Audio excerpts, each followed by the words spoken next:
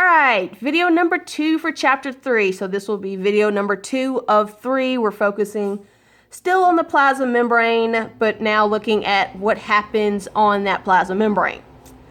So for our plasma membrane, there are passive and active mechanisms of getting stuff across our phospholipid bilayer.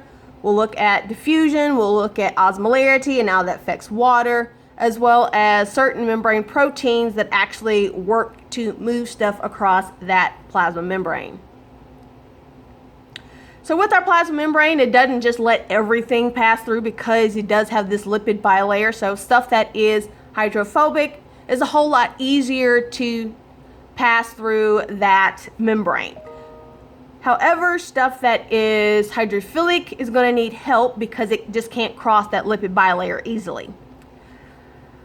So there's two different types of mechanisms to get stuff across that lipid bilayer. We have a passive mechanisms where no energy is needed because there's a gradient that's set up that allows for the movement of the molecules to go down its gradient easily into or out of that cell. So we have three different mechanisms for that. That's filtration, diffusion, and osmosis. Active mechanisms need ATP, so they need energy put into there. You need some work to be done in order to move that substance across your plasma membrane.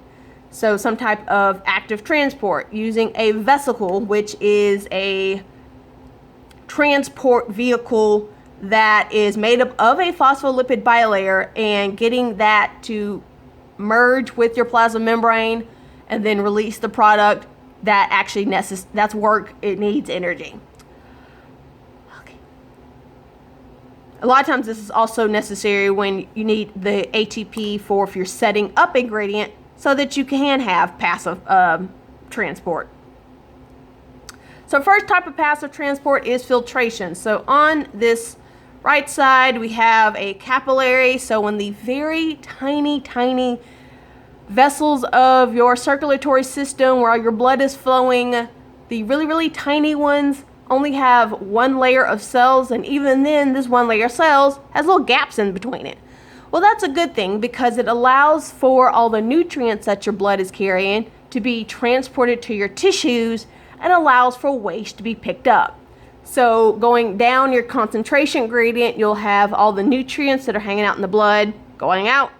Your tissues with all its waste products going into your lower concentration area of your blood.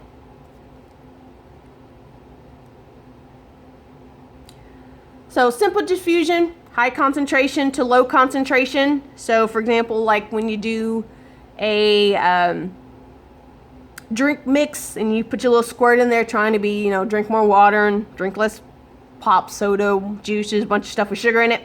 So if I pour a little bit of that drink mix, if I just leave it into the glass, that area is my high concentration area. Eventually, over time, the molecules, just random movement, is going to go from area of high concentration to low concentration. And so eventually, it's going to blend out and over time, merge with the rest of the lower concentration areas, and then your whole drink is whatever flavor that you've added to it. Now this makes it easier if you actually do have your spoon and you kind of make those movement of the particles faster, and then therefore your drink is mixed up a whole lot faster.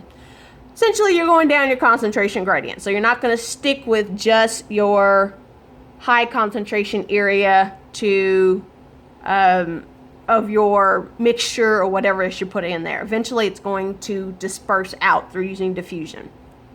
So that's going back to diffusion. So that is a particle movement for diffusion. So diffusion is particle movement. We'll get to another one when we talk about water. That's different. So ways to affect your diffusion. So increase the temperature. That's going to increase your motion of your particles, so make stuff move faster. Stuff with a heavier molecular weight, so something that's big and chunky is going to be slower in order to move, and so that's going to slow down your diffusion rate. Steeper concentration gradient, so there's a super high concentration area of the particles in a lot lower concentration in a different area, that's going to even have a faster diffusion rate. More membrane surface area. So just like I talked about earlier, your microvilli, more surface area, more openings to allow something to go from an area of high concentration to low concentration.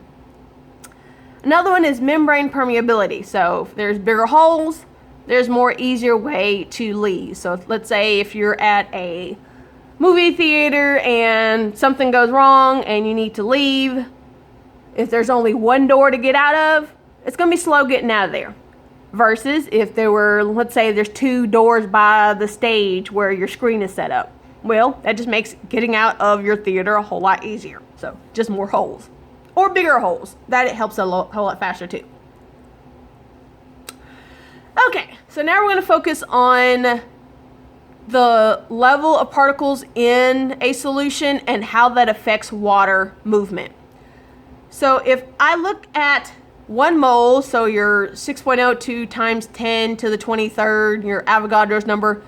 If I looked at the amount of dissolved particles in a solution, that's also equals to 1 osmole. So you're looking at how many particles are in a solution. So if you're comparing 2 different solutions, if you have, let's look at these little examples down here. If I have a solution that has 1 mole of glucose, which is its own, going to stay together even in water, then the osmolarity, or how many particles are in that liter of water is 1 osmole per liter. But if I put 1 mole of sodium chloride, so sodium chloride being an electrolyte, which is going to ionize in water, so it's going to break up into its sodium and chloride components. So you're going to have 1 mole of sodium and 1 mole of chloride. When that ionizes, you end up having 2 osmoles of particles per solution. So if I took a big water bath, big tub situation, and I had like a little membrane in between, I had glucose solution on the one side, I had the same sodium chloride on the other, the water would actually move to the area that has the higher osmolarity. So it would be going towards this salt solution because it has the higher osmolarity. So this also affects our body's chemistry and where water moves. So normal fluids in our body is roughly 300 milliosmoles per liter. So if you have a situation where that's off balance, water's going to move to keep it balanced. And there's a whole chapter on that for AP2. Okay, so osmosis is the movement of water. So diffusion, movement of particles. Osmosis, movement of water. So water is going to move from an area where there are less particles to an area where there are more particles. So here in our little example, this side has the lower osmolarity, lower level of particles. It's going to go to the area of higher osmolarity where there are more particles. Another thing that might affect osmolarity, if you have a particle that is in one solution that is so large that it's not going to be able to cross over, then what you'll end up having is it has a really good draw of water to its side as well. So one way we're able to move water across our cell membrane is through a membrane protein called aquaporin. And that's its only job. It just moves water across your cell membrane. So if we're looking at a little example here, movement of water.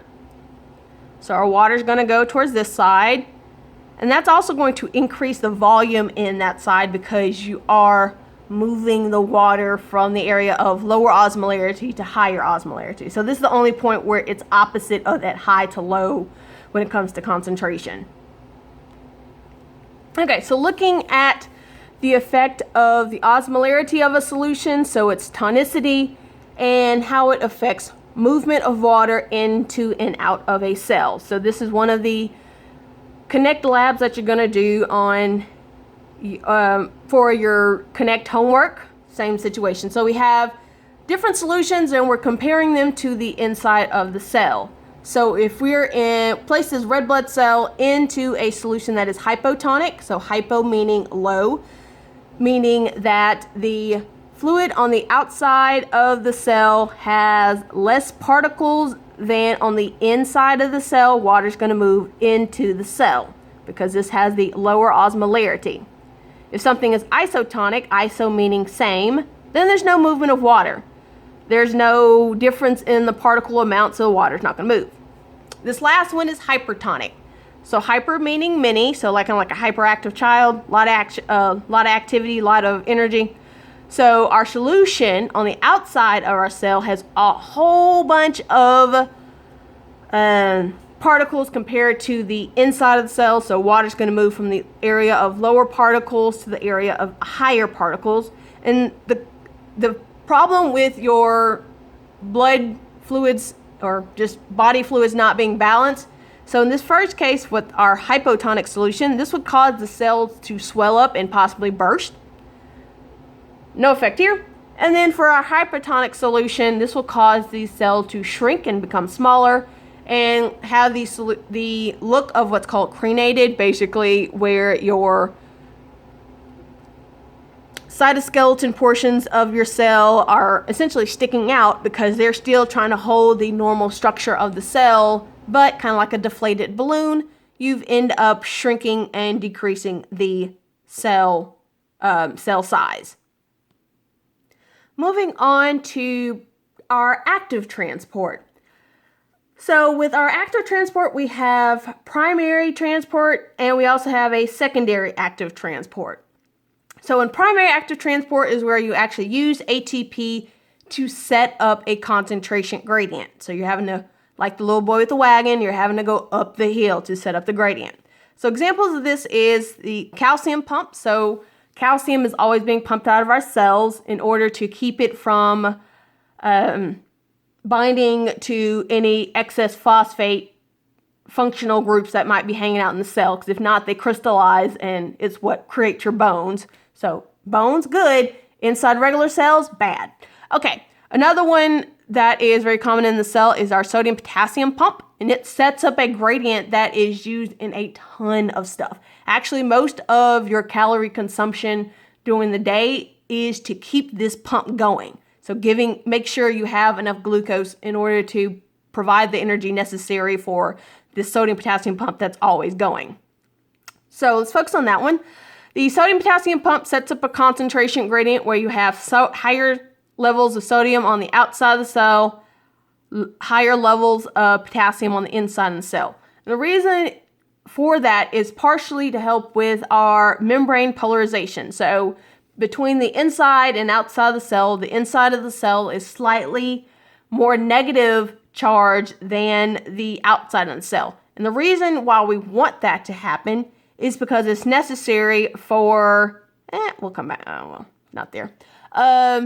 We'll talk about this later, but for our muscle contractions necessary for that signaling, as well as necessary for the signaling for your nervous system with all your nerves and brain cells and all that function. So that's why we need that set up. Another reason why we need that set up for our different concentration gradient is for secondary active transport. So secondary active transport, you don't actually use ATP to do this type of transport, but ATP was needed to set up the gradient that secondary active transport is going to do.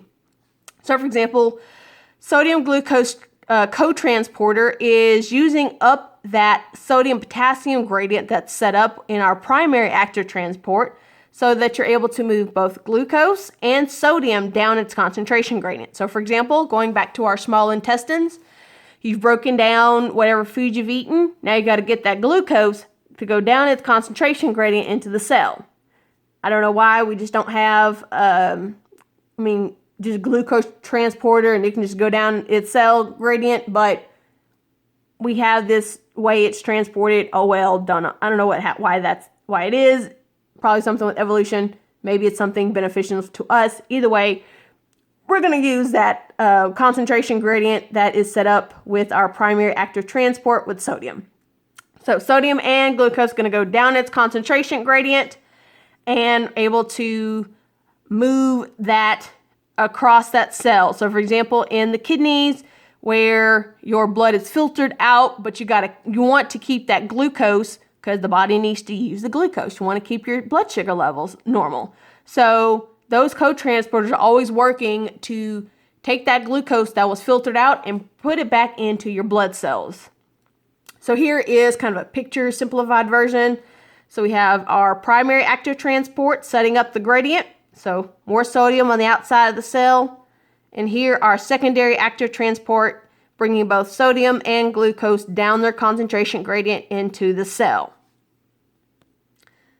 Last bit about the plasma membrane is moving stuff into or out of the cell. So this is called vesicular transport, where you have a package made up of phospholipids that can dock with your plasma membrane and either have stuff be released into the cell or released out of the cell. So later when we talk about proteins that are being produced as a product of the cell and getting released, they're going to be released during this type of transport. So the first one is endocytosis. So you're going inside of the cell. So internal, going inside the cell. So sometimes you have a cell that's going to go through what's called phagocytosis. Basically, it's eating stuff. So this is very important to your immune system, where you're taking in a bacteria, whatever, that immune cell can kill it off, and that's good. Sometimes if they're just something that is liquid, your body can use pinocytosis to take something that's dissolved in the fluid and bring that whatever is needed into the cell. And then sometimes you actually have a receptor that binds with our vehicle package in order to bring it into the cell. So it's a little bit more regulated in that sense. Last type of vesicular transport, and last bit for this video, is exocytosis. So going exo, out, exit, leaving the cell. So same concept, you have a vesicle that was created inside the cell, and we're actually going to talk about this in the next video. And then it merges with your plasma membrane to release a product outside of the cell, or maybe it's, for example, it's a protein that is already embedded in our vesicle, our plasma membrane transport bubble, and it merges with the cell in order to implant the protein on the inside. So here's a phagocytosis situation with the exocytosis. Wanting to get to, there we go, this one. So for example, if there was a membrane protein that was here, you dock, and when it opens up, then that membrane protein is actually right there in place where it needs to be. All right, come back for part 3 for finish up chapter 3.